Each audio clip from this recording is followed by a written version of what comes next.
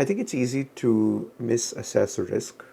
So today I just want to talk about risk in general. So I've covered this in various ways before, and you've probably heard things, from different sources. So a couple of things about risk is one is that risk is not inherently bad, but it does create a sort of two-sided, one side being opportunity and the other side being the possibility of failure or loss or damage, right? So you can think of it like when you get in a car to drive somewhere, you have a risk of being in a car accident. However, the offset to that risk is that you have the benefit of getting to wherever you want to go much faster, right? So the car gets you there faster, but there's a risk of being in a car accident. The plane gets you there faster, but there's a risk of being in a plane accident. And then the idea of optimizing a business towards risk adjusted return is basically like, what's the best return I can get taking into account the risk of my various options, right? So if a business could spend $10 to have a 10% chance to make $1 million, it basically has a 90% risk of losing $10 with a 10% success chance of getting, $1 million. It could also have the alternative option of spending $100 with a 50% chance to make $100,000, right? And so there it has a 50% chance of losing $100 and a 50% chance of making 100K. So the interesting thing there is the risk adjusted return, if you're just trying to maximize capital and minimize loss, would actually be uh, the $1 million at 10%. And the reason for that is because a 90% chance of making $1 million is better than a 50% chance of making $100,000, because mathematically $1 million is more than twice as good as 100K, right? Now, personally, the choices you make might be different, right? Like maybe you really need the higher odds of that 100,000 because it's a matter of life and death that you survive, right? But for a business that's trying to maximize capital and not necessarily looking at survival, and if it can take multiple bets, right, it might take that 90% or that 10% bet over and over again until it eventually succeeds. And the thing about starting a business or running a business in general, growing a business, is you always have a limited downside. And the limited downside is, whatever you invest into the business, whatever the business is worth. But the unlimited upside is whatever the business could grow into, right? So every time you start a business, you might risk five, ten, $15,000 or even less, but you have the upside of potentially a million, 10 million, $100 million, right? Which is why Jeff Bezos famously said that business is like having infinite at bats at a home run, right? So you get to hit the ball as many times as you want or as many times as you can, and you only have to get one home run. And that one home run basically sets you up for life, if that's your goal. Or it sets you up for as many at bats as you want in the future, if that's what you want, right? If you just want to start a bunch of businesses or try a bunch of different opportunities. So when you take all of this into account, the reality is that not starting a business is one of the lowest risk adjusted return moves that you can take, which is another way of saying that it is very risky not to start a business, right? If you just choose to stay in a standard job and do nothing else with your time or money that could create more wealth, other than say investing in an index fund, right? Then I think of that as a very traditionally low risk move, but actually quite high risk long term over the course of your life, because you are choosing very little potential downside, but also very little potential upside, right? On the other hand, starting the business adds some downside, adds some risk, but adds way more chances of various kinds of return. And the misconception about business, I think, is that it's like rolling the dice, that it's a luck based endeavor. But actually, we know business is heavily about skill. And the reason so many small businesses fail initially is because they just didn't know enough. And it makes much more sense that you would succeed on your third or fourth or second business because you know more from your failure. You've learned something, rather than just that you got lucky. And one of the ways we know this is that we see consistently that people with business skill will succeed repeatedly when they start brand new businesses, even if they don't have funding or resources or whatever it might be, right?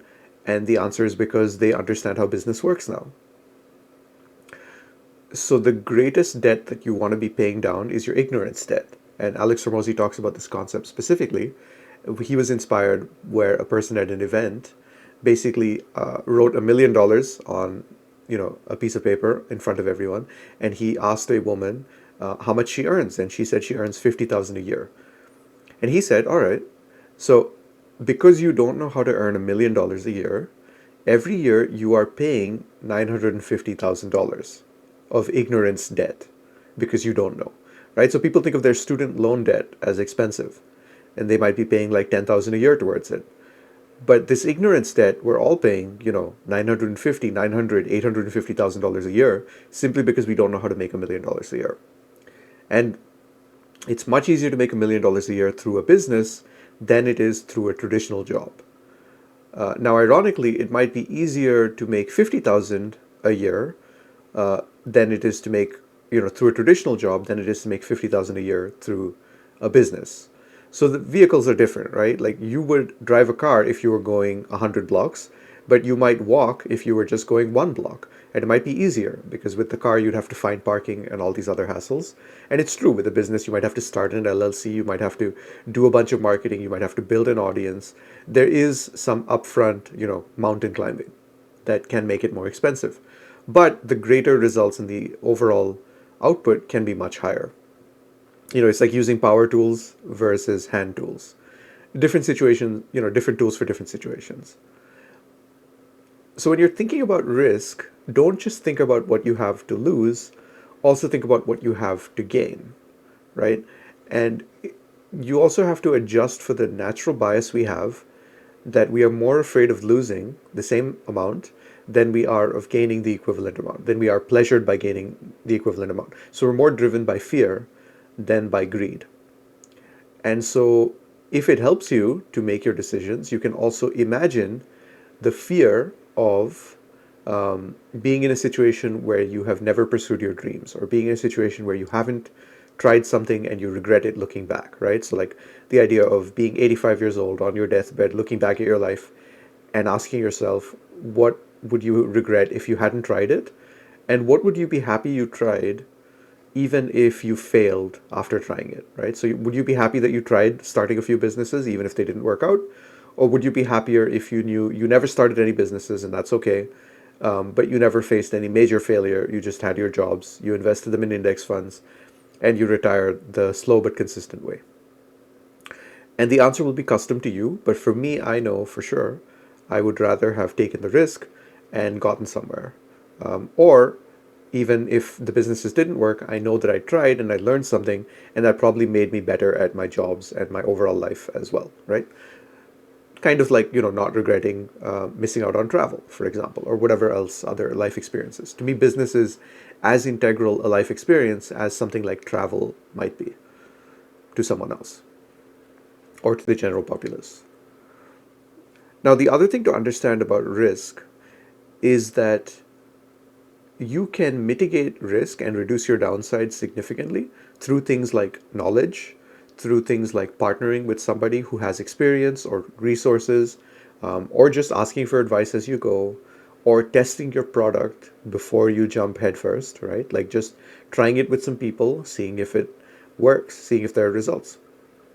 Like with the products we're now launching on Amazon, my friend in Indiana has a client base that has been using these products, and they have positive reviews of the products. So we know the products work. For example, the pine tar salve, actually, one client has a 2-year-old child, an infant, who gets diaper rash. And for whatever reason, this child does not like whatever products the person has tried before, right? Traditional over the counter baby rash treatments or ointments or creams. But when he applies the pine tar salve, it alleviates the rash, and the baby actually enjoys it and the baby's happy with that product. And so one of the best testimonials you can have for a product is from a 2-year-old child, right? Because there's nothing more relieving to a parent of a 2-year-old child to be able to apply a product that makes them stop crying or makes them stop throwing a tantrum or puts them in a state of relief, right? Because the parent is going to be annoyed as long as the child is annoyed, and when the child is calm, the parent will be calm. So in that sense, the product is not just selling some kind of skin product, it is selling literal peace of mind, right? And so when you understand that about the product, that it is selling peace of mind, you realize that the way that you can market it and the way that you can sell it completely changes, and your target audience completely changes.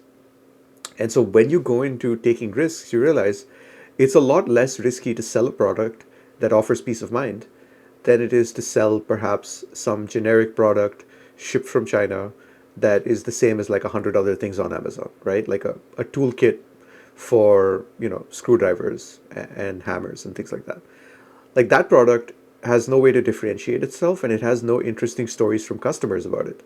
It's not really selling peace of mind. It's selling a generic set of tools that you can get at your hardware store locally. Whereas this salve you can't really get locally at your store because it's a unique formulation, right? So one way to reduce risk is to create a unique story around your product that is legitimate, especially when it comes from customers who are happy with the product. So as you reduce risk in these various ways, you realize it's kind of a no-brainer to eventually find success. And that's why I think risk is a temporary thing in most cases, where as long as you don't get taken out of the game completely, you can play forever. And by playing forever, you're eventually going to win. Just like if you take infinite at bats, even if you're a bad batsman, you will eventually hit a home run. And that's business. And that's risk.